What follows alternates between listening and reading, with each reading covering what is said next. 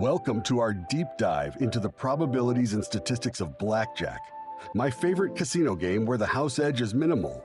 And with careful play and card counting, you may shift the odds in your favor. Let's recap the rules. Each player and the dealer get two cards. One of the dealer's cards is face up. Card values. Number cards equals face value.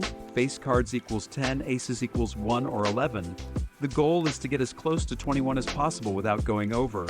Player options: hit, take another card, stand, keep your hand, double down, double your bet, get one more card, or split. If you have a pair, split into two hands and double your bet. If your total exceeds 21, you lose. Dealer must hit until reaching 17. Closest hand to 21 wins with a payout of 1-1. Blackjack. An ace and a 10 value card on the initial deal pays 3-2. Next, I'll walk you through our analysis process. We'll play the game with a single deck and analyze every possible hand you could be dealt. For each hand, we'll simulate the outcomes to determine the best move, whether to hit, stand, double down, or split, and calculate the expected return of the best choice.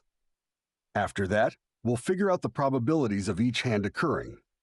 With the expected return for each hand and its occurring probability in hand, we'll calculate the overall expected return for the entire game. Will the odds favor the house or the player? Stick around to find out. Let's start by looking at the soft tables. If the dealer shows an ace or a 10, the optimal move and expected return are calculated assuming the dealer doesn't have 21. For the expected return table, the numbers represent the expected return from a $10 bet. Up to ace and 7, you'll notice that doubling down is often the best option. This can be surprising for new blackjack players. Even doubling down on ace and 8 against the dealer's weakest card, the 6, is recommended.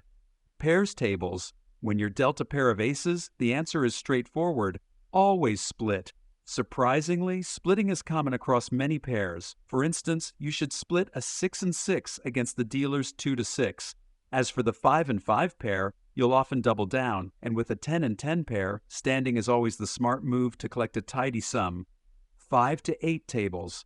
Here, it's mostly about hitting and hoping for a first favorable card. With a 3 and 5 hand, you even double down against the dealer's 5 and 6. In a single deck game, every card counts, and you'll notice more nuanced decisions like this. 9 to 11 tables. These are great cards to hold.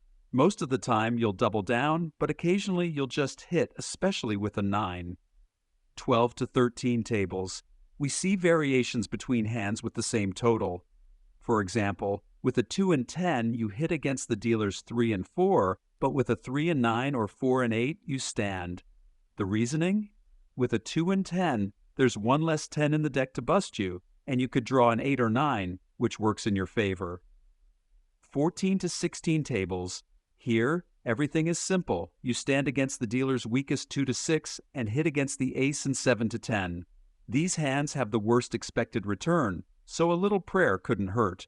Lastly, the 17 to 19 tables. Just always stand and cross your fingers to win. Next, let's figure out the probabilities for each hand occurring. We'll do that by looking at different situations. 6 and 7 against dealer's 8. The probability is 0.097%. In the equation, we multiply by 2 because we can get either 6 and 7 or 7 and 6. 6 and 6 against dealer's 8, the probability is 0.036%. 8 and 8 against dealer's 8, the probability is 0.018%. 6 and 7 against dealer's ace, and the dealer doesn't have 21, the probability is 0.065%. For the dealer to have 21 in this situation, the probability is 0.032%. 2 and 10 against dealer's 8, the probability 0.386%. 2 and 10 against dealer's 10, dealer doesn't have 21, the probability is 1.30%. Dealer does have 21, the probability is 0.118%. There are more possibilities, but I think you got the idea. Thanks for joining us on this deep dive into the statistics and probabilities of blackjack, but the best is yet to come. In Part 2, we'll uncover the most intriguing question: what is the expected return for the entire game? Plus, we'll break down strategies for multi-deck play and see how they stack up against the single deck. Don't miss out. Hit that subscribe button and jump straight into Part 2.